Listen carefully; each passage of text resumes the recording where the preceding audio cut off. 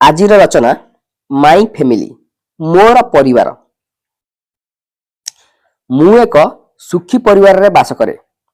I live in a happy family. आम परिवार रे 6 जन सदस्य अछंती।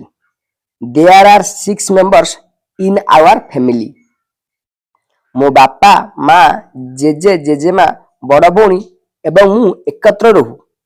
My parents grandfather grandmother Elder sister and I live together.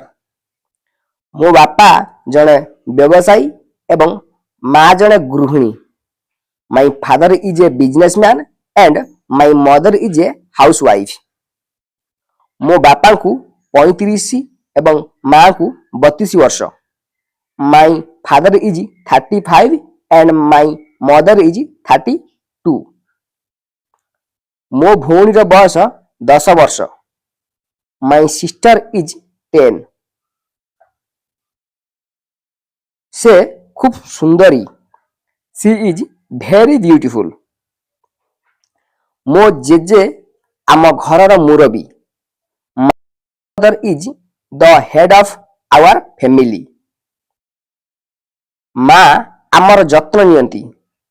Mother takes care of us. जेजेबा आमको गप कुहे। Grandmother tells us stories. आमे परस्पर को भल पाऊ। We love each other. मु मो परिवार को बहुत भल पाए। I love my family very much.